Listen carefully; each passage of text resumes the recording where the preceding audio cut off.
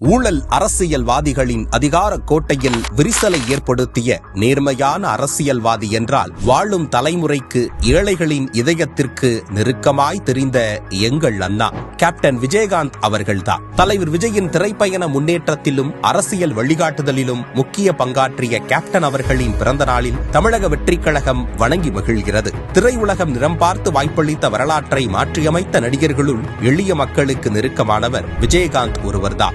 ஆனாலும் திரைத்துறையில் அவரின் தொடக்கமும் போராட்டம்தான் என்றிருந்த நிலையில் மக்களின் பிரச்சனைகளை பேச திரைக்கதை அமைத்த இயக்குனர் எஸ். ஏ. சந்திரசேகர் அவர்கள் சட்டம் ஒரு இருட்டறை என்ற திரைப்படத்தில் கைகோர்த்தார். அதுதான் இருவருக்கும் வெளிச்சமாய் அமைந்தது. இந்த வெற்றி கூட்டணி அதிகாரத்தில் இருந்து கொண்டு மக்களின் உழைப்பை சுரண்டியவர்களின் கொட்டத்தை அடக்கும் குரலாக திரைப்படங்களை அமைத்தது. எந்த நெருக்கடிகளை கேப்டன் விஜயகாந்த் தொடக்கத்தில் சந்தித்தாரோ அதே நெருக்கடிகளைத்தான் திரைத்துறை தலைவர் விஜய்க்கும் தந்தது. நாளைய தீர்ப்பு வெளியான பிறகு திருப்புமுனை ஒன்று நிச்சயம் வேண்டும் என்று நினைத்த போது நன்றி கடனாய் நான் வருகிறேன் என செந்தூர பாண்டியில் இணைந்து கைதூக்கி விட்டவரின் மகனையும் கைதூக்கி விட்டார். ஏழைகளின் சிரிப்பில் இறைவனை காணலாம் என்ற அண்ணாவின் கொள்கைகளை மக்களிடம் கொண்டு செல்லவே மக்கள் திலகம் எம்ஜிஆர் நடித்தார். அதன் மூலம் ஏழைகளின் ஆட்சியையும் நிறுவினார். அவர் வழியில் ஏழைகளின் பசியாற்றிய வள்ளல் குணம் கொண்டவராக கேப்டன் விஜயகாந்த் எழுந்தபோது அவருக்கு பெரிய மக்கள் செல்வாக்கை மன்னர் குடும்பத்தால் சகித்துக் கொள்ள முடியவில்லை. ஒரு எம்ஜிஆர் ஆட்சிக்கு வந்தபோதே ஊழல் செய்த திமுக வனவாசம் சென்றது. மீண்டும் ஒரு கருப்பு எம்ஜிஆரா என்கிற அச்சம் குடும்ப ஆட்சி கோபாலபுரத்திற்கு குளிர்ஜுரம் வர வைத்தது.